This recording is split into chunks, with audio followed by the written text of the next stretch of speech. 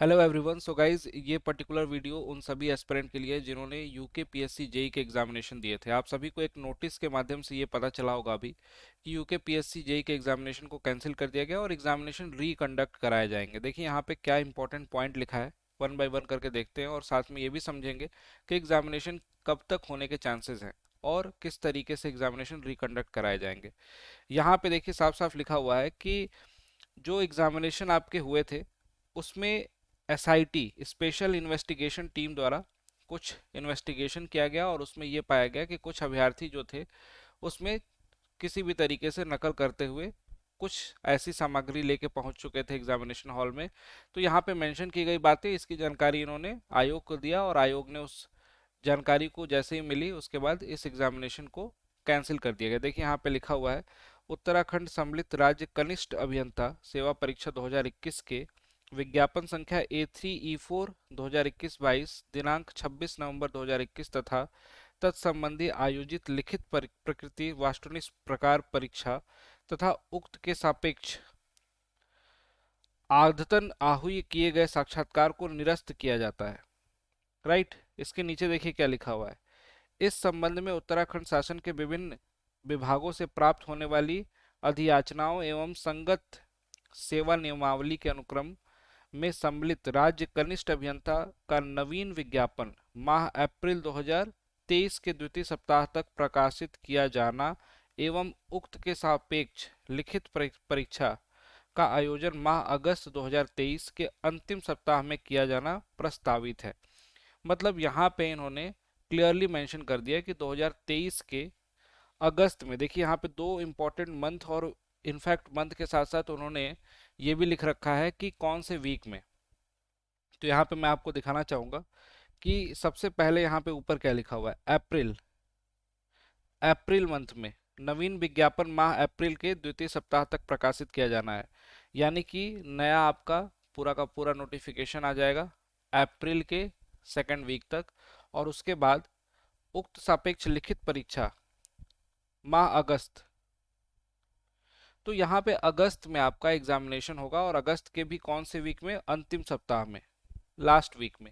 ठीक है, तो एक तरह से बोल सकते हो कि जितने बच्चे यहाँ पे एसएससी जेई के लिए प्रिपरेशन कर रहे हैं, एसएससी जेई का एग्जामिनेशन और ये एग्जामिनेशन ऑलमोस्ट लगभग 10 से 15 दिनों के डिफरेंस पे हो सकते हैं।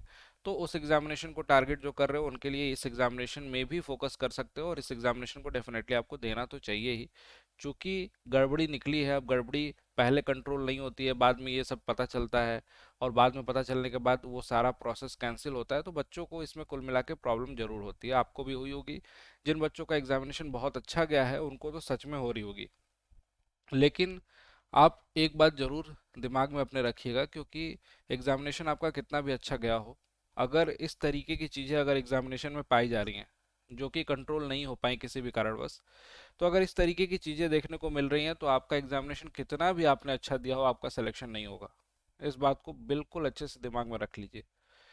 क्योंकि आप कितने मार्क्स लाओगे, आप अब वो सपोज करो कि 100 नंबर में से आप सपोज करो कि 80-85 ला रहे हो, जो नकल करेगा वो लाएगा 98 नंबर, 99 नंबर, 97 मार्क्स।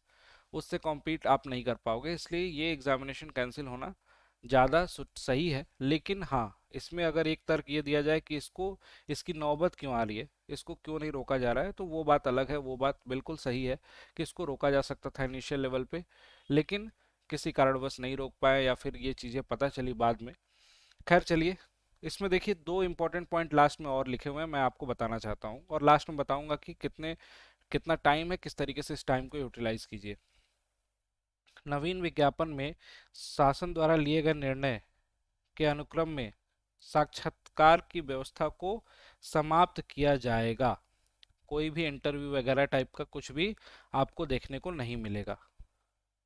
तथा पूर्व की उत्तराखंड सम्मिलित राज्य अभियांत्रिकी सेवा के अनुसार परीक्षा में सम्मिलित हुए ऐसे अभ्यर्थी को जो कि नवीन विज्ञापन की आयु निर्धारित तिथि के अनुसार अधिवयस्क हो रहे हैं, मतलब जिनकी एज, नए जो विज्ञापन निकलेंगे, नया नोटिफिकेशन निकलेगा, अगर कुछ ऐसे स्टूडेंट होंगे जिनका एज जो है न्यू नोटिफिकेशन के हिसाब से अगर एज लिमिट पार हो जाएगी तो उनको अलाउ किया जाएगा, उनके लिए रिलैक्सेशन दिया जाएगा।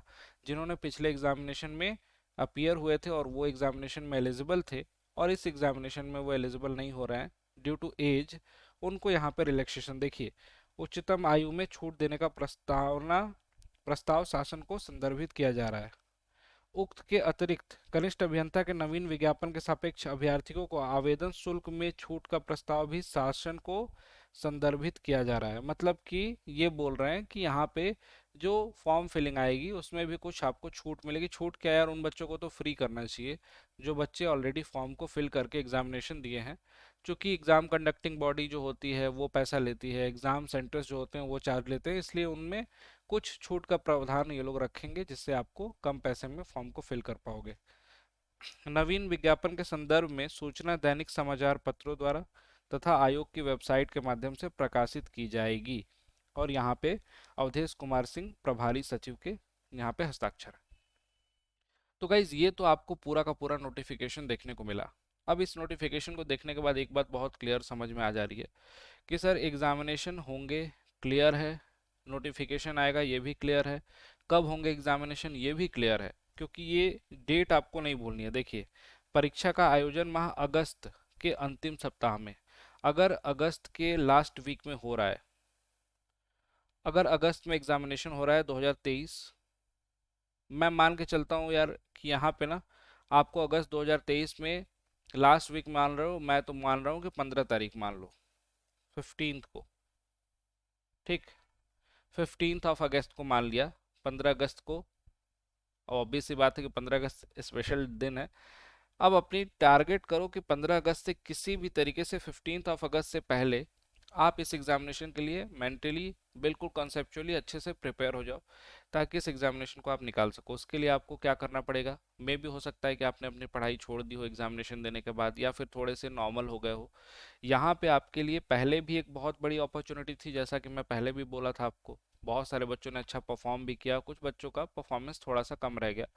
लेकिन मैं इतना कहूंगा कि अगर आपको अपॉर्चुनिटी मिल रही है दोबारा से देने को, तो उसी जोश से, उसी जी जान लगा के आपको फिर से एग्जामिनेशन देना है, हिम्मत नहीं हारना है। जितनी बार तुम लोगे परीक्षा, परीक्षा का नाम ही क्या होता है, क्यों परीक्षा बोलते हैं, जितनी बार लोगे उतनी बार देंगे, लेकिन हाँ, सिलेक्शन तो लेना लेना है। अब इस एग्जामिनेशन में सिलेक्शन लेने के लिए प्रॉपर वीडियो मैंने आपको पहले भी प्रोवाइड कराई हुई है, जिसमें आपको बताया है कि कौन कौन से पोर्शन को स्पेसिफिकली आपको पढ़ना होगा। आपने एग्जामिनेशन दिया है तो आप एग्जामिनेशन के पैटर्न को बहुत अच्छे से समझ चुके होंगे एग्जामिनेशन हॉल में बैठ के रियल टाइम इन्वायरमेंट में, उसका भी आपको आइडिया है। उसी हिसाब से आपको प्रैक्टिस करनी है।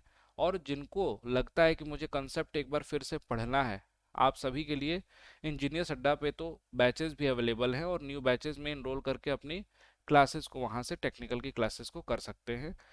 जो भी आपके लिए रिक्वायर्ड चीज़ें होंगी वहाँ पे आपको प्रोवाइड कराई जाएंगी। अभी जो नए बैचेस स्टार्ट हो रहे हैं उसमें एक सिविल का बैच जो है, चाणक्य 2.2 बैच है, ये 13 तारीख से ही स्टार्ट हो रहा है, यानी कि मंडे से स्टार्ट हो रहा है, 13 मार्च से, 13 मार्च से। तो आप इस बैच में भी खुद को एनरोल कर सकते हो। बहुत ही इफेक्टिव बैच है चाणक्य 2.2।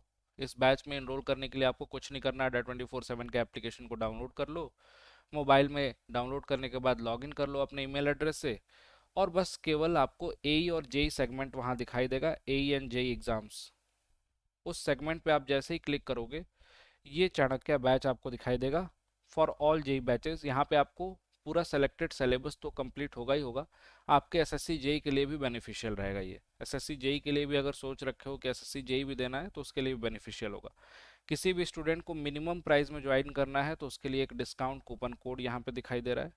पेमेंट करने के पहले इस कूपन कोड को एंटर कर लेना वहाँ पे Y293। आपको इसकी प्राइस जो है लोएस्ट प्राइस में हो जाएगी, मिल जाएगा बहुत सस्ते में। लगभग लगभग 2000 से 3000 के बीच में सारे ही बैचेस हैं, जिसमें आपको टेक्निकल की क्लासेस, नॉन टेक्निकल की क्लासेस सब कुछ मिल जाती हैं, लाइव क्लासेस। और इसमें आपको रिकॉर्डेड कंटेंट भी मिलता रहेगा जिनको आप फर्दर जब मन करे तब देख सकते हो। तो गाइज ये आपके लिए बेस्ट रहेगा। अगर आपको प्रिपरेशन अपनी स्टार्ट करनी है तो स्टार्ट करिए। एक दिन बाद से ये बैच स्टार्ट भी हो रहा है और लिमिटेड सीट है। सिविल इंजीनियर्स के लिए, मैकेनिकल वालों के लिए भी इसी तरीके के बैचेज हैं, इलेक्ट्रिकल वालों के लिए भी नए नए बैचेज हैं। तो जिनको भी जैसी रिक्वायरमेंट होगी ज्वाइन कर सकते हैं। डिस्काउंट कूपन कोड याद रखना है Y293, इससे यूज़ करके आप अपनी क्लासेस को स्टार्ट करिए। यूट्यूब पे क्वेश्चंस मैं प्रैक्टिस करा रहा हूँ, कॉन्सेप्ट का भी एक सेशन लेकर आ रहा हूँ 8 बजे से। कॉन्सेप्ट और क्वेश्चंस दोनों को डिस्कस कर रहा हूँ उसमें, तो उन क्लासेस को भी अटेंड कीजिए। Thank you so much everyone, bye bye and take care.